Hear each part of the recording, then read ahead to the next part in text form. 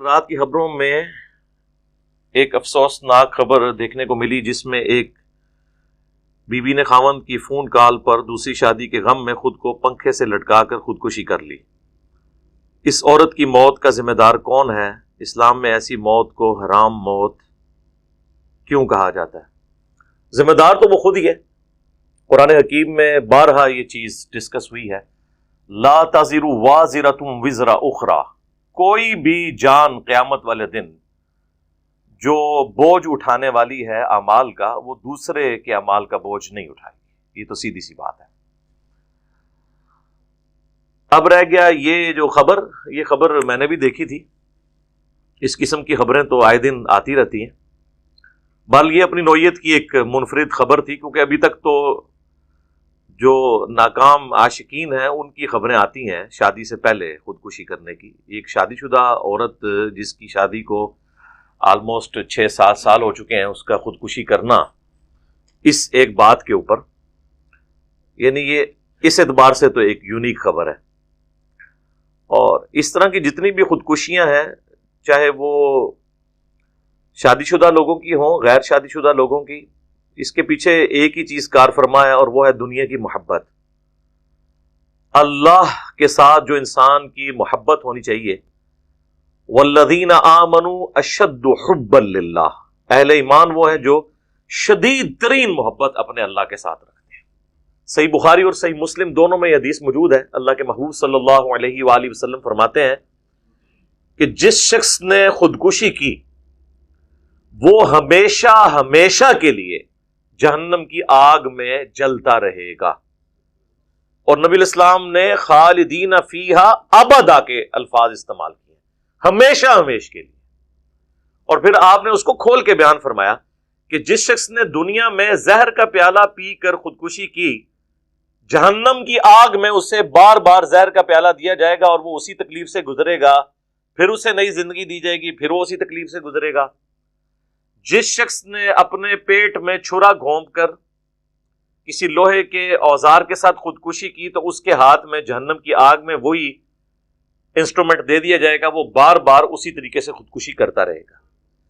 جس شخص نے اپنا گلا گھونٹ کر یا رسی سے لٹک کے خودکشی کی، نبی علیہ السلام نے ایک ایک چیز کو بریف کیا، زہر کو، خنجر کو، پھندا لگانے کو، ان ساری چیزوں کو الگ الگ آپ نے ذکر کیا کہ اسی طریقے سے اس پہ وہ والا عذاب مسلط کیا جائے گا، اور یہ عذاب دوزخ کی آگ کے علاوہ ہوگا، وہ آگ میں تو جل ہی رہا ہوگا، پیرلل میں اس پہ یہ عذاب مسلط ہوگا۔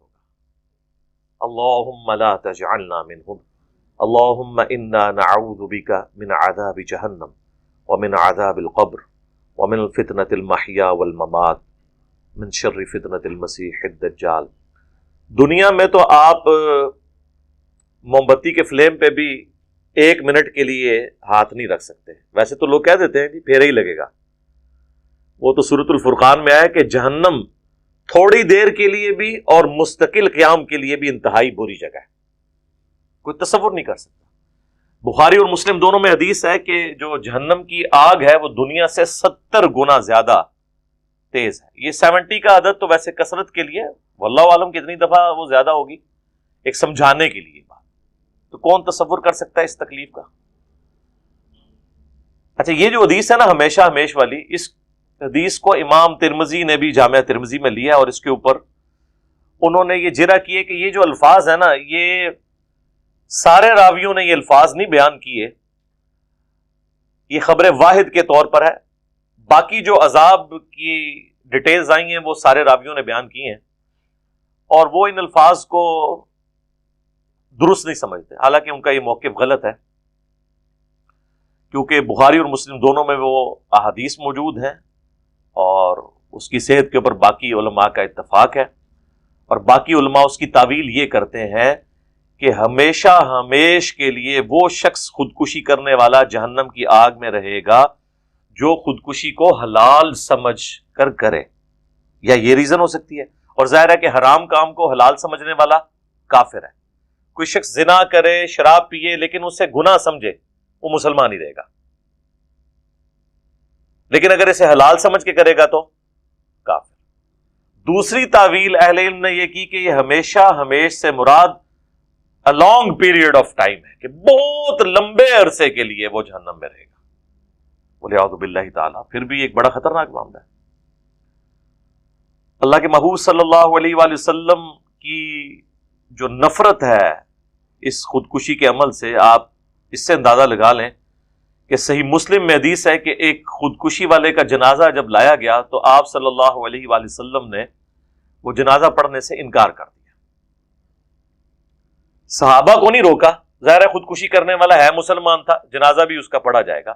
یہ بھی لوگ پوچھ رہے ہوتے ہیں جنازہ ہوگا، ظاہر ہے کلمہ گوا ہے، جنازہ کیوں نہیں ہوگا؟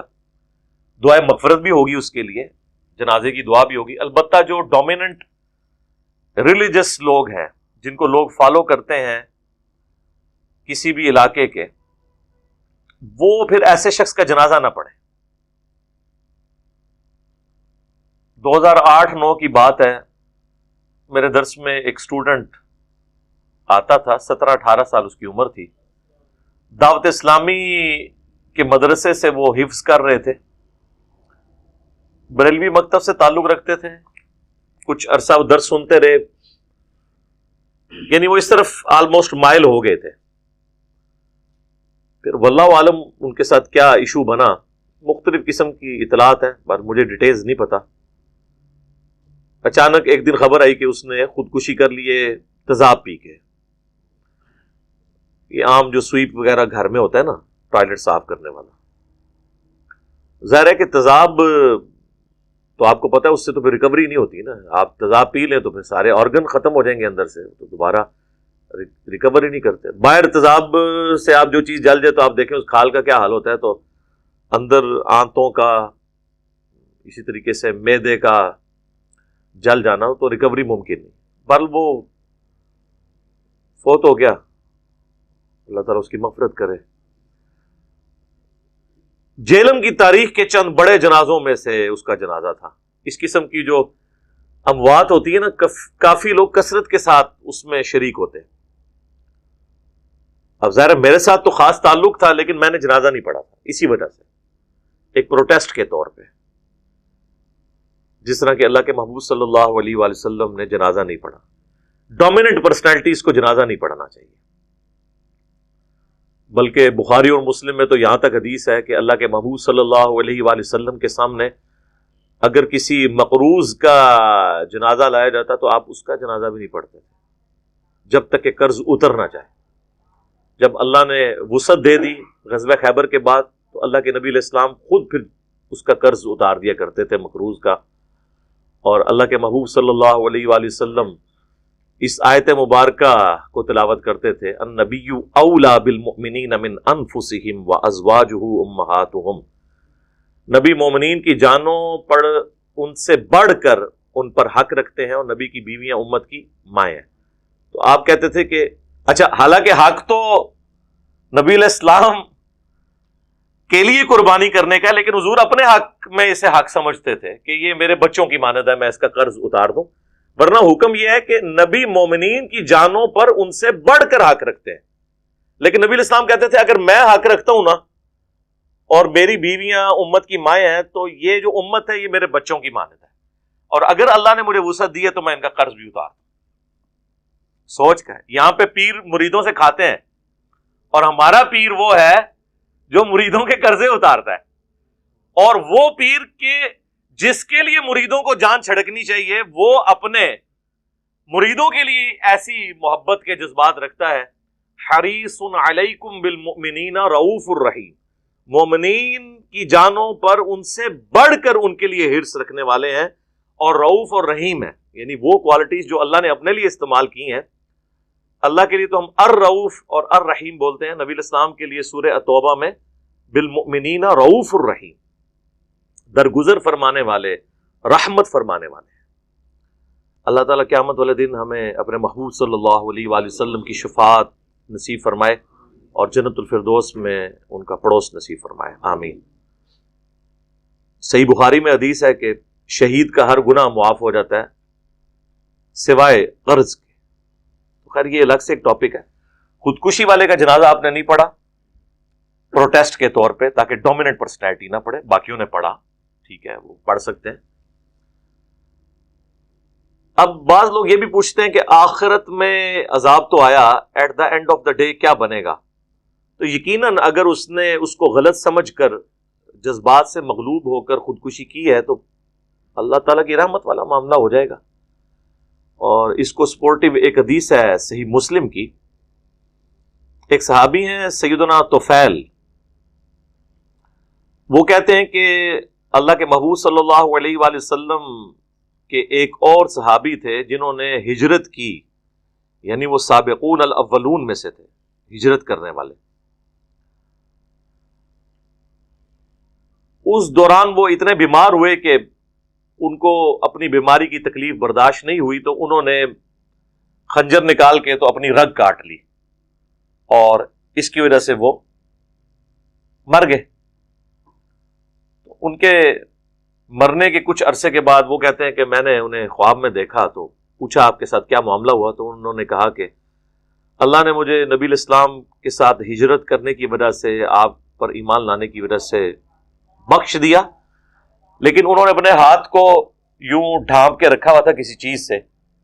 تو کہتے ہیں میں نے پوچھا کہ یہ ہاتھ آپ نے کیوں ڈھانپا ہوا ہے؟ تو انہوں نے کہا یہ ہاتھ اللہ نے میرا ٹھیک نہیں کیا، کیونکہ اللہ نے مجھے کہا کہ میں نے تجھے اپنے نبی کی اس نسبت کی وجہ سے معاف تو کر دیا، لیکن یہ ہاتھ تو نے خود خراب کیا تھا اپنا، یعنی خودکشی کر کے، تو یہ اس کو میں ٹھیک نہیں کروں گا. بھئی اللہ ہے، کہتے ہیں چھوٹی سی بات میں بخش بھی سکتا ہے سر، چھوٹی سی بات میں پکڑ بھی سکتا ہے. جی وہ جی بخاری مسلم میں حدیث ہے، ایک بدکار عورت تھی، بعض روایتوں میں ہے کہ مرد تھا، اس نے اپنے موضع میں ایک کتے کو پانی پلا دیا تو اللہ تعالیٰ نے اسے بخش دیا. تو صرف بخاری مسلم میں یہی ہے؟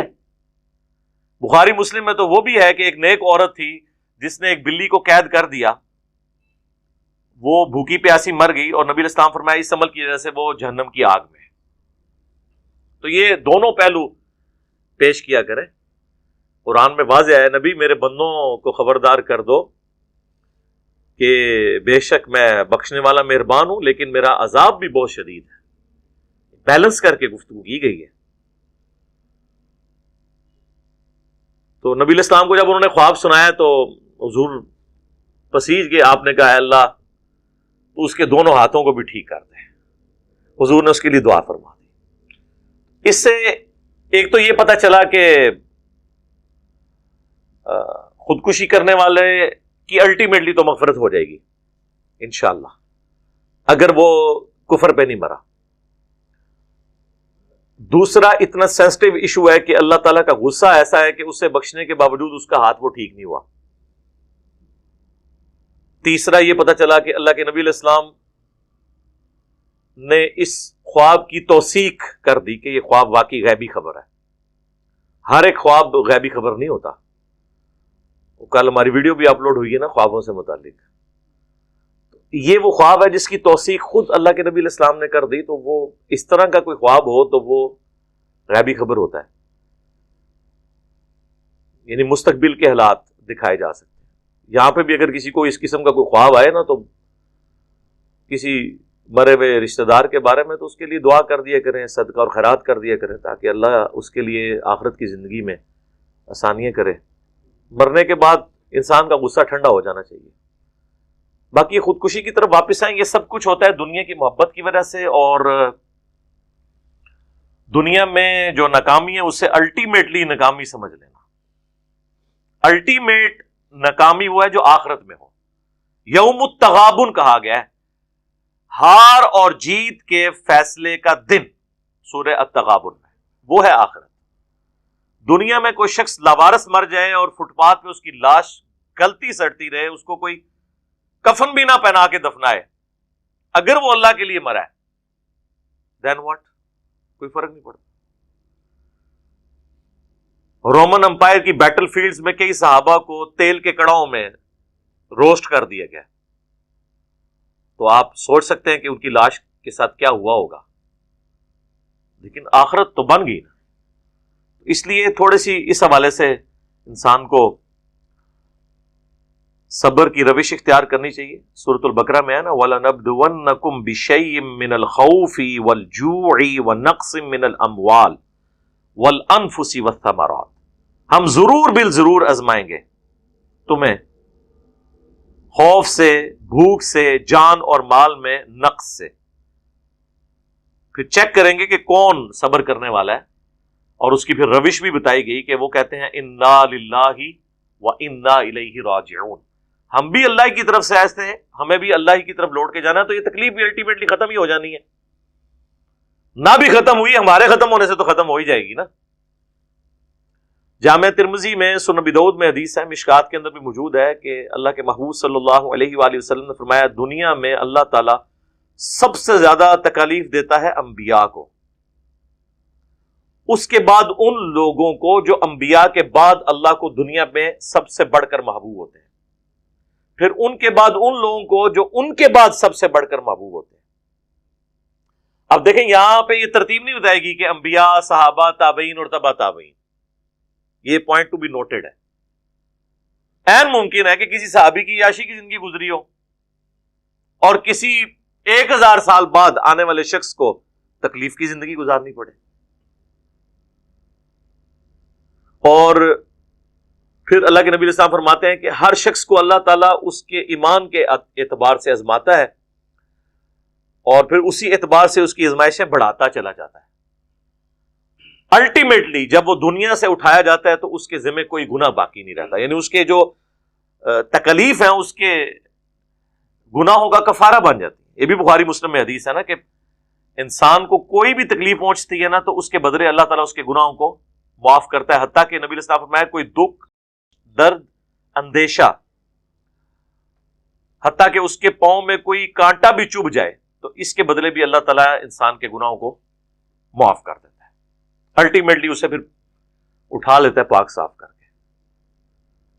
تو آپ دیکھیں المستدرک للحاکم میں جو حضرت ابو ذر غفاری کے اوپر چیپٹر ہے نا، حضرت ابو ذر سے متعلق احادیث لینے سے پہلے انہوں نے نا، امام حاکم نے پہلی حدیث یہی لی ہے کہ دنیا میں سب سے زیادہ تکلیف انبیاء پہ آتی ہیں، اس کے بعد ان پر جو انبیاء کے بعد سب سے بڑھ کر محبوب ہوتے ہیں، اس کے بعد ان پر جو ان کے بعد سب سے بڑھ کر محبوب ہوتے ہیں.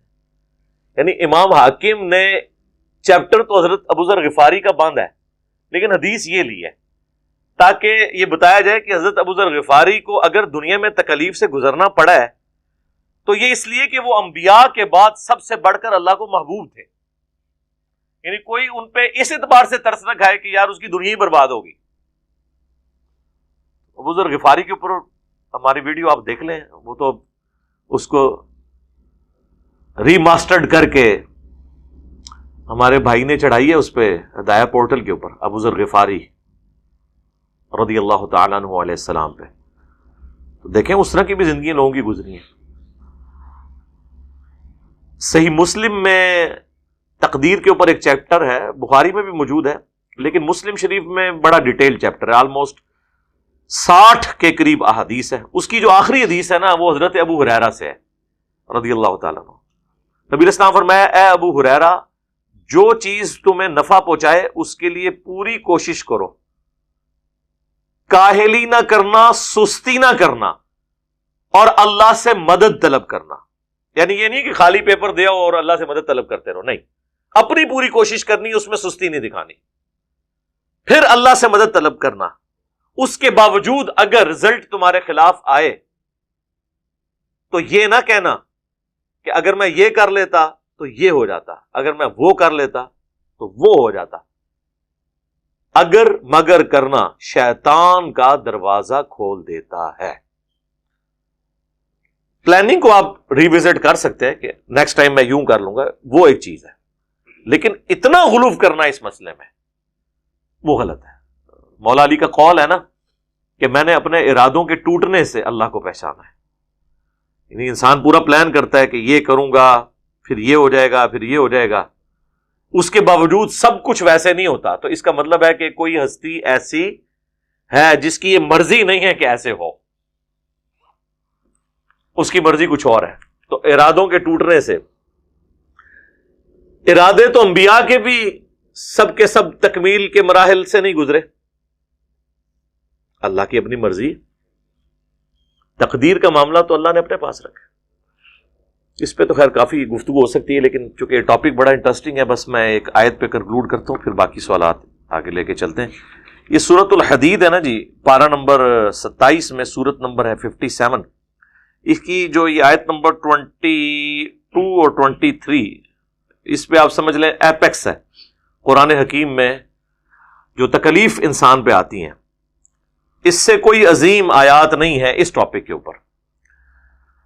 ما اصاب من مصیبت فی الارض، کوئی بھی مصیبت ایسی نہیں ہے جو زمین پر آئے، یعنی جو اجتماعی تکلیف آتی ہیں، زلزلے کی فارم میں، سیلاب کی فارم میں، وبائی امراض کی شکل میں، جنگوں کی شکل میں، ولا فی انفسکم، اور نہ تمہاری جانوں میں کوئی تکلیف آتی ہے. یعنی کسی انڈیویجول کو کوئی تکلیف ہوئی، کسی کو بلڈ کینسر ہو گیا، کسی کے گردے فیل ہو گئے، کسی کو ہارٹ اٹیک ہو گیا، کسی کی آنکھ ضائع ہو گئی، کسی کی ٹانگیں ضائع ہو گئی ایکسیڈنٹ میں، تو چاہے اجتماعی تکلیف ہو یا انڈیویجول کی، الا فی کتاب من قبل ان نبرأھا، مگر یہ کہ وہ ہم نے لوح محفوظ میں پہلے ہی لکھ لیا ہے اس سے قبل کہ وہ تکلیف ہم کسی کو بھیجیں.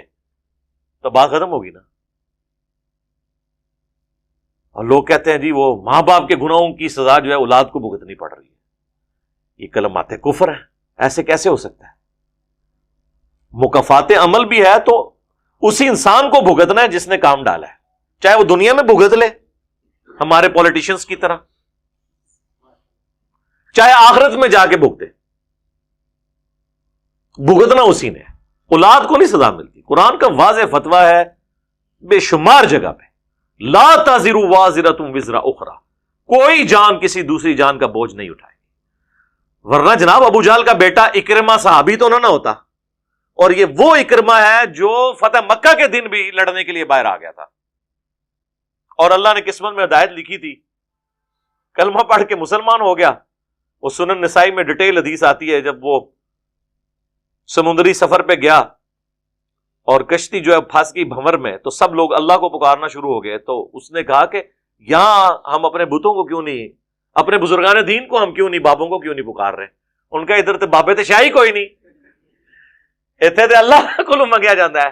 تو انہوں نے ادھر ہی نیت کی کہ اللہ اگر تو نے مجھے بچا لیا نا تو میں تیرے نبی کے ہاتھوں میں ہاتھ دے دوں گا. اور اللہ نے بچا لیا چھپتے چھپاتے، حالانکہ قتل کے فتوے نکلے ہوئے تھے ان کے، یہاں تک کہ غلاف کعبہ میں بھی چھپے انہیں مار دینا. چھپتے چھپاتے حضور کے پاس چلے گئے، حضور کی شفقت قبول کر لیا. آلموسٹ انہوں نے محض 3 سال کی زندگی مزید گزاری ہے. جنگ یرموک میں شہید ہو گئے رومن امپائر کے خلاف لڑتے ہوئے.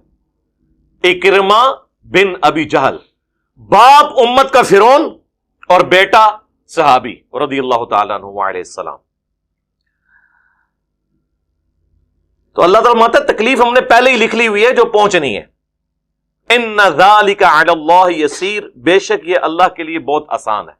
کسی کو یہ ٹینشن ہو سکتی ہے کہ یہ کیسے ہو گیا کہ اللہ کو پہلے ہی پتا چل گیا، اتنے ساری مخلوقات کا ڈیٹا اللہ کے لیے کوئی مشکل. لِكَيْ لَا تَأْسَوْا عَلَى مَا فَاتَكُمْ، یہ اس لیے ہم نے کیا کہ تم کف افسوس مت ملو اس پر جو تم سے جاتا رہا. وَلَا تَفْرَحُوا بِمَا آتَاكُمْ، اور مت شیخی بگاڑو جو تمہیں مل جائے. جو تمہیں ملا اس پہ شیخی نہ بگاڑو، وہ بھی اللہ کی مرضی سے ملا، اگر چھن گیا تو اللہ کی مرضی سے. اللہ کسی کو دے کے آزماتا ہے، کسی سے لے کر آزماتا ہے. وَاللَّهُ لَا يُحِبُّ كُلَّ مُخْتَالٍ فَخُورٍ، اور اللہ تعالیٰ کو جو شیخی بگاڑنے والے لوگ ہیں یہ ہرگز پسند نہیں ہے.